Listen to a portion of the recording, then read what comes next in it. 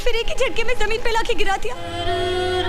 अरे तुम्हें बच्चा ही चाहिए था ना, तो वो तुम्हें सड़क पे भी पैदा करके दे सकती थी।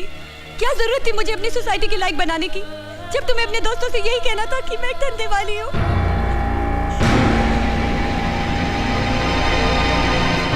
इतना अजीब तो मुझे तब भी नहीं लगा जब मैं धंधा करती थी, जितना कि आज लग रहा है। क्या अजय ने तुमसे कुछ कहा? मधु, मैंने किसी से कुछ नहीं कहा। उस दिन बॉम्बे की कॉन्फ्रेंस में जब तुम आई थी मधु। अरे मधु, कहाँ जा रही हो? मैं वापस जा रही हूँ। उसने अपने दोस्त से कहा कि मैं प्रेग्नेंट हूँ और डांस नहीं कर सकती। मधु, राज और मैं तुम्हारे दोस्त हैं, तुम्हारे वेल विशर्स हैं। हम लोग कभी तुम्हें ऐसी बात नहीं कहेंगे जिससे तुम्हारा दिल दुखे। तुम्हें डांस करना है ना, आओ। नहीं, मुझे कोई डांस नहीं करना।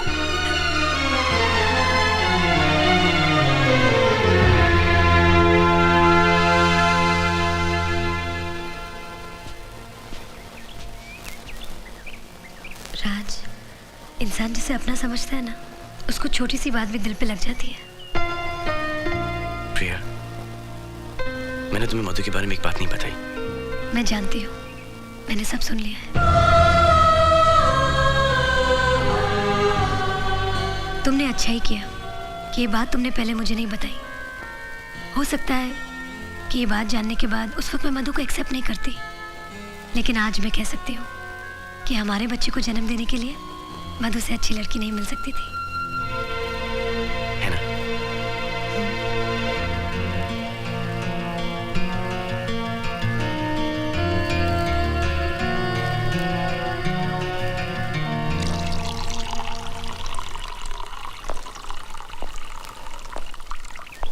मधु कैसी है? मैं अभी अभी उसके रूम से आ रही हूँ। वो अब तक नाराज है। अगर हम दोनों उसे अकेला छोड़ के मुंडन के लिए चले गए तो उसे बहुत बुरा लगेगा। तो जाना कैंसिल कर देते हैं? नहीं नहीं, तो विकी भैया बुरा मान जाएंगे।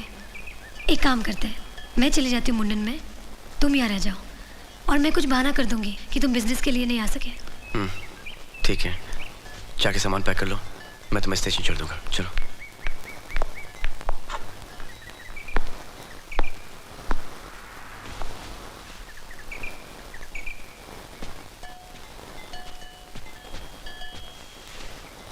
ये लो, जूस पी लो।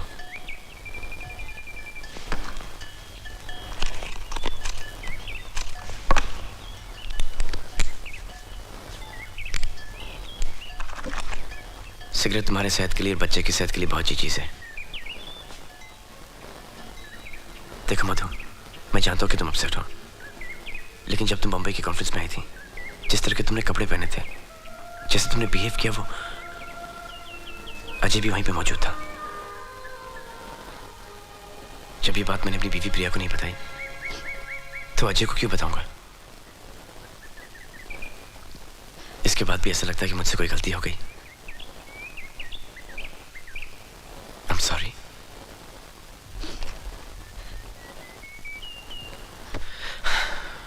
पी लो सिगरेट।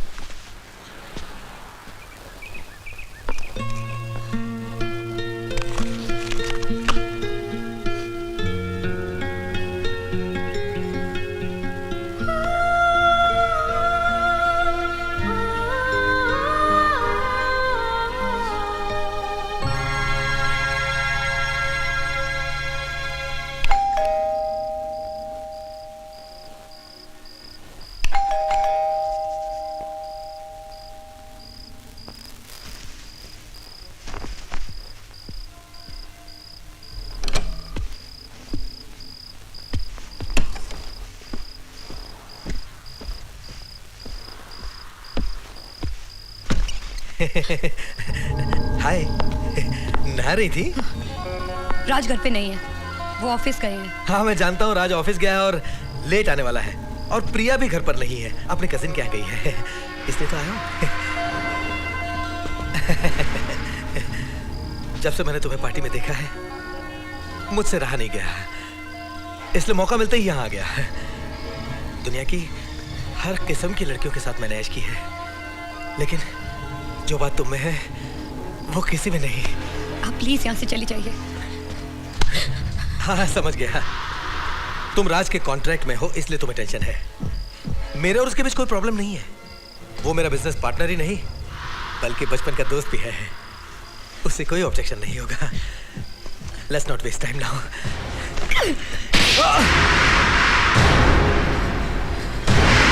2 टके की धंधे वाली, तूने मुझ पर हाथ उठाया।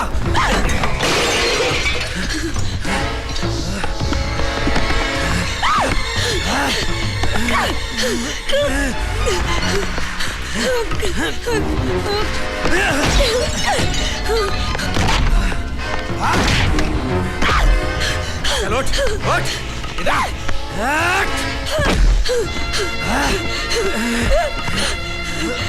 बहुत शरीफ बनती है तू, क्यों? तेरी शराफत अभी निकालता हूं मैं।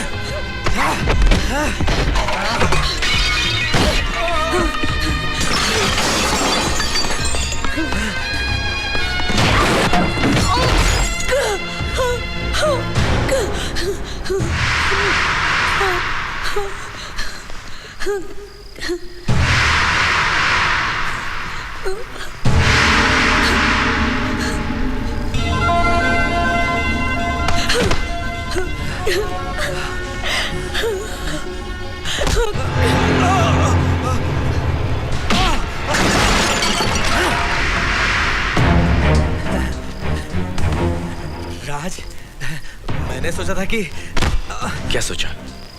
रेप करेगा? रेप करेगा? हाँ? क्या कर रहा है राज तू? करेगा? मेरी बात तो सुन राज। रेप करेगा? राज, राज, राज मेरी बात तो सुन। राज मेरी राज, क्या कर रहा है तू? एक 2 टके की धंधे वाली के लिए तू मुझ पर हाथ उठा रहा है। ये तुझे 2 कौड़ी की धंधे वाली दिखाई देती? मुझे तो नहीं दिखाई दी। तुझे कैसे दिखाई दी? तुझे कैसे दिखाई दी? कैसे दिखाई दी तुझे? राज, ऐसी लड़की के लिए तू अपने बचपन के दोस्त पर हाथ उठा रहा है।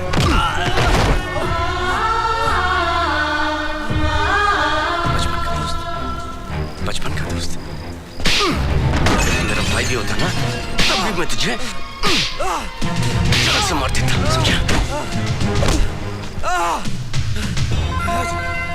इसके लिए अपने 500 करोड़ की पार्टनरशिप को लात मार रहा है तू।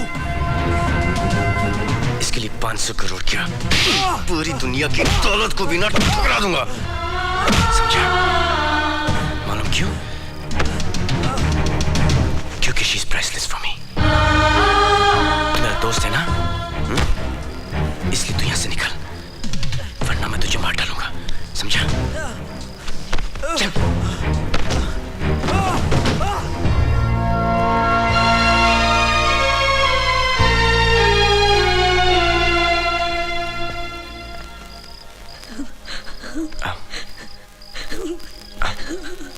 अच्छा।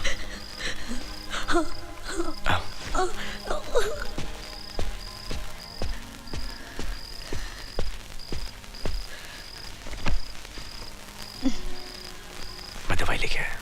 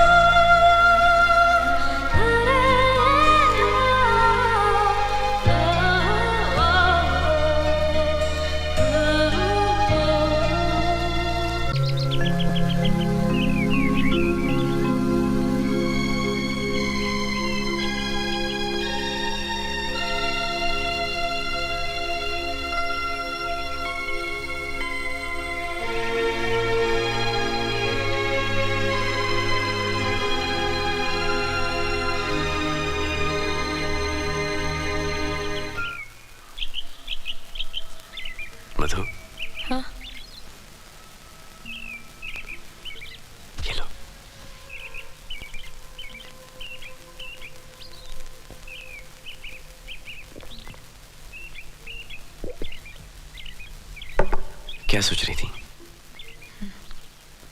अपना बचपन याद कर रही थी। जब मैं छोटी थी ना, मेरी माँ हमेशा मुझे कहानी सुनाया करती थी कि एक गरीब लड़की थी। एक दिन उसके पास सफेद घोड़े पे एक राजकुमार आया और उसे अपनी दुल्हन बना के ले गया, और फिर उसके सारे सपने पूरे हो गए। मैं भी सोते जागते यही सपना देखा करती थी। जब मैं बड़ी हुई तो मेरे लिए सफेद घोड़े तो नहीं, लेकिन बहुत सारी सफेद गाड़ियां आई। उनमें से बहुत सारे राजकुमार भी उतरे, लेकिन कोई मुझे ले जाने नहीं आया। सब मुझे खरीदने आए। तब मुझे एहसास हुआ कि ये तो बचपन में बच्चों के लिए एक परी कथा थी। असली में ऐसे थोड़ी होता है।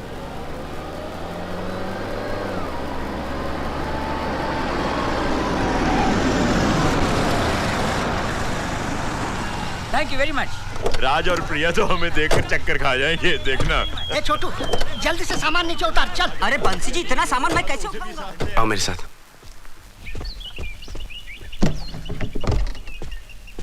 प्रिया। हाँ? दादाजी पूरी फैमिली को लेके आ गए। क्या?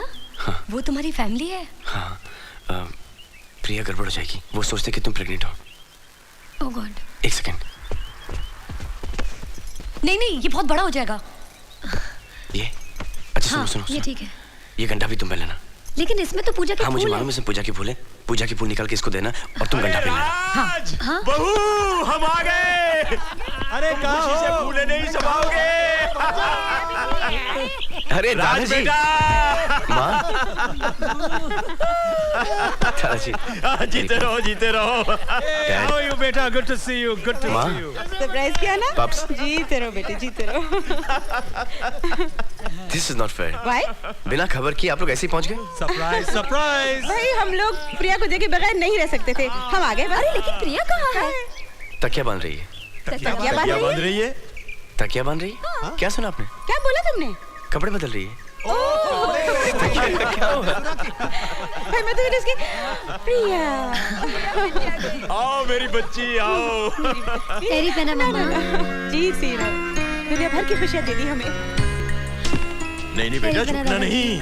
जीती रहो, जीती तेरी रहो, तरह पापा, जीती रहो how are बेटी। you? ठहरो, मैं तुम्हारी नजर उतार दूं। ओह दादाजी, कैसी हो बेटा? ठीक हूँ। हाँ? कैसे आप पप्पू भैया? हाय मामा जी। कैसी हो प्रिया बेटी?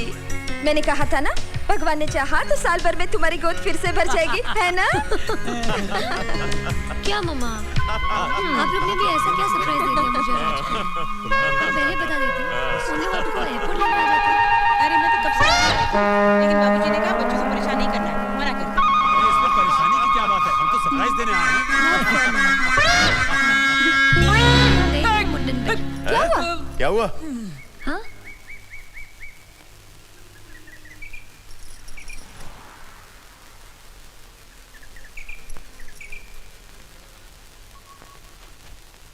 ये मेरी दोस्त की बीवी है, मधु। इसके हस्बैंड अक्सर बिजनेस के सिलसिले में बाहर रहते हैं। इसके घर में कोई नहीं है, इसलिए ये हमारे साथ रहती है। अच्छा। ये तो तुमने बहुत ही अच्छा किया बेटी। ऐसे वक्त में ना अकेले नहीं रहना चाहिए। आओ इधर आओ, आओ ना। पैरी पहना। खुश रहो, जीती रहो। मैं प्रिया की सास हूँ। मुझे मालूम है, प्रिया मुझे रोज आप सबकी बातें बताती है। आप मामी जी हो, आप मामा जी, और आप पप्पू भैया, और आप दादाजी। पैरी पहना। अरे झुकना नहीं। जीती रहो बेटा, जीती रहो। और आप पापा जी। दादाजी, आप मेरी नजर नहीं उतारेंगे? अरे क्यों नहीं बेटा? जीती रहो, खुश रहो, सदा सुहागन रहो।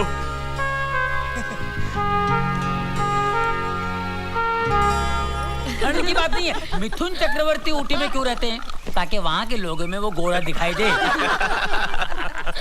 दादाजी बिस्किट। Thank you. मधु बेटा, तुम्हारा पति क्या बिजनेस करता है? जी वो इंपोर्ट एक्सपोर्ट का। हाँ दादाजी, इसलिए कभी यूके, ऑस्ट्रिया, इंडोनेशिया, हमेशा मलेशिया। बाहर ही रहता है। अच्छा अच्छा अच्छा। भाई कुछ भी हो, बिजनेस तो चलता ही रहता है, लेकिन ऐसे समय में पति को पत्नी के पास ही होना चाहिए। कोई बात नहीं बहू, जैसे हम अपनी प्रिया की देखभाल करेंगे वैसे ही इसकी भी देखभाल करेंगे।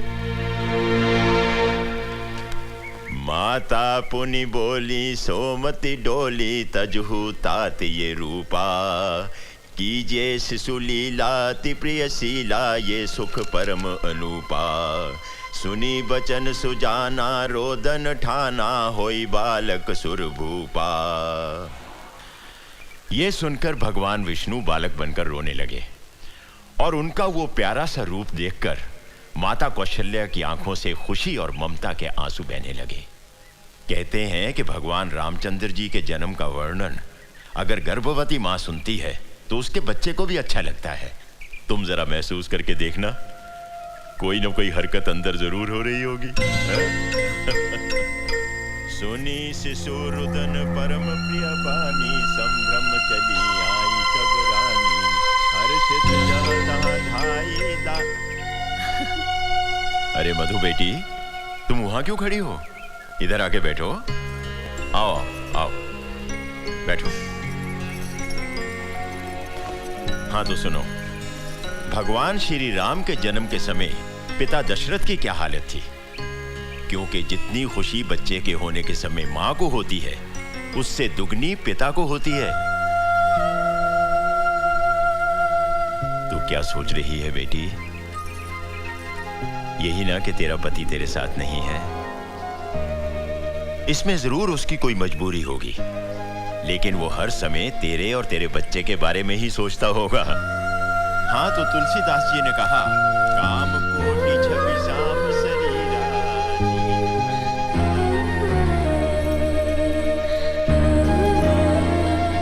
प्रिया, प्रिया बेटी। जी माँ। बेटी वो सौंठ के लड्डू है, याद है? मैं दिल्ली से लेकर आई हूँ तेरे लिए। ले खा ले, शाबाश।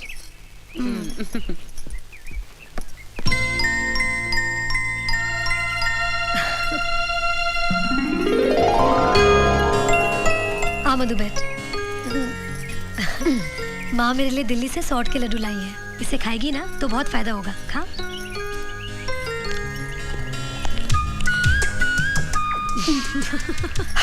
तीखा है ना? लास्ट जब मैं एक्सपेक्ट करी थी ना तो मुझे भी बहुत तीखे लगते थे, इसलिए माँ मुझे अपने सामने बिठाकर जबरदस्ती खिलाती थी। एक और खाएगी? अरे मारी, कहना नहीं मैंने लड्डू खिलाए। ओके मधु। जी माँ जी। अरे तुम यहाँ हो और मैं तुम्हें तुम्हारे कमरे में ढूंढ रही थी। मैं दादाजी के पास बैठी थी। क्या बात है, तुम रो रही हो? नहीं नहीं नहीं, मैं रोने वाली पिक्चर देख रही थी ना, इसीलिए। रो पड़ी। चल तो मेरे साथ। चल बैठ, आराम से आराम से।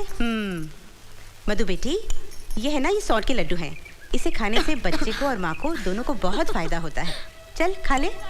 नहीं नहीं माँ जी, मैं बाद में खा लूंगी। नहीं नहीं, बाद में नहीं, तुझे मेरे सामने खाना होगा वरना तू रख देगी। नहीं नहीं माँ जी, जी, तीखा होता है ना, इसलिए मैं जानती हूँ। चल मुँह खोल। नहीं माँ जी, माँ जी, मैं शाबाश शाबाश बच्ची मेरी, मुँह खोल मुँह खोल मुँह खोल मुँह खोल। शाबाश शाबाश, ठीक है ना? शाबाश। अरे मधु बेटी, तुम्हारे पैरों में तो बहुत सूजन है। जी मैंने डॉक्टर से कहा था, लेकिन उन्होंने कहा ऐसा होता है। ऐसा होता जरूर है, लेकिन ज्यादा सूजन अच्छी बात नहीं। मैं तेरे पैरों में ना 7 बूटी वाला तेल लगा देती हूँ, उससे सूजन कम हो जाती है। बंसी, वो 7 बूटी वाला तेल तो लाना। अभी ना। बस रख दो जी। ला बेटी। नहीं नहीं माँ जी, आप मेरे पाँव को हाथ लगाएं, मुझे अच्छा नहीं लगेगा। लेकिन मुझे तो अच्छा लगेगा। जिसे जुबान से बेटी कह दिया, उसे मन से बेटी मान भी लिया। तू मेरी बेटी है ना? हाँ?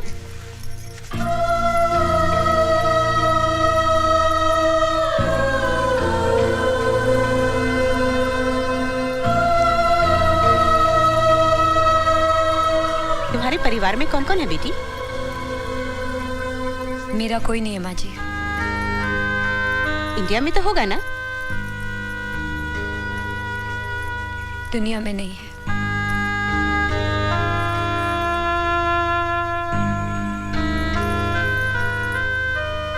आज के बाद फिर कभी मत कहना कि मेरा कोई नहीं है। अब से ये सारा परिवार तुम्हारा है।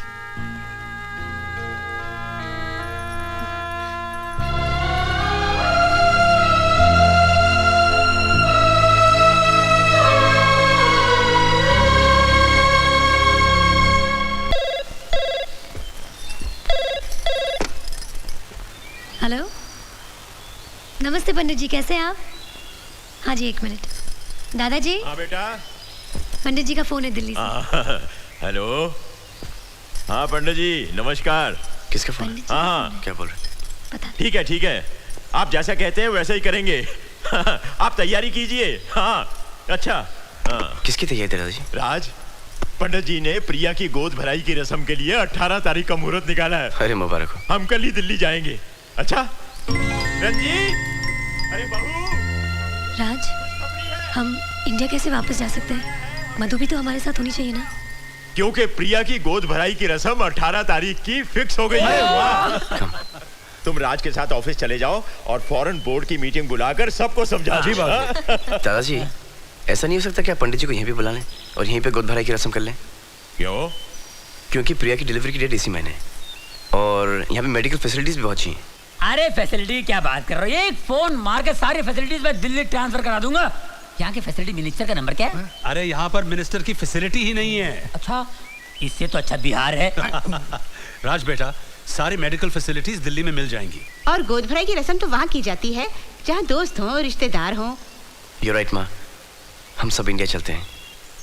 मधु, मैंने तुम्हारे हस्बैंड को प्रॉमिस किया था कि मैं तुम्हारी देखभाल करूंगा क्योंकि तुम्हारी डिलीवरी की डेट और प्रिया की डिलीवरी की डेट एक ही दिन पे है।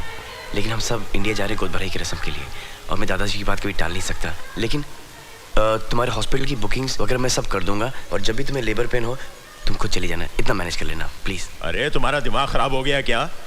ऐसी हालत में वो बेचारी अकेली कैसे जाएगी अस्पताल? दादाजी, इसके पास और कोई चारा भी तो नहीं है ना? कौन है इसके साथ? और ये इंडिया भी तो नहीं चल सकती हमारे साथ? क्यों नहीं चल सकती? तुमने इसके हस्बैंड को प्रॉमिस किया था कि नहीं? जी किया तो था। सब लोग सुन लो, ये मेरा फैसला है कि मधु हमारे साथ दिल्ली जाएगी। क्यों बेटा, मुझे कोई एतराज तो नहीं है ना?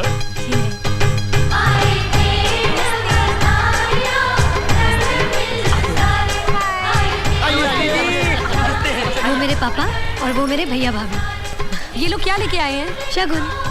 गोद भराई की रस्म में होने वाली माँ मैके के ही कपड़े पहनती है। अरे वाह, ये रस्म इतनी बड़ी होती है। Very fun. आइए पप्पू, जरा बात सुन। जी। वो पंडित जी चावल मांग रहे, जरा इंतजाम कर दे। फूड मिनिस्टर को फोन करो, कितनी बोरियां चाहिए आपको बताइए। ओहो हे भगवान, 2 मुट्ठी चावल के लिए तो मिनिस्ट्री में फोन करेगा। किचन से ला, किचन से ला। ओके, ठीक है। आइए आइए। एक्सक्यूज मी, एस, क्या आपने भाटिया अंकल को कहीं देखा है? देखा तो नहीं, क्यों क्या बात है? क्या आप मेरी नकल उतार रहे हैं? नहीं नहीं, ये मेरे बचपन की आदत है। आपकी माँ फतेहपुर के लाल बंगले में आया जाया तो नहीं करती थी ना? फतेहपुर के लाल बंगले में मेरी माँ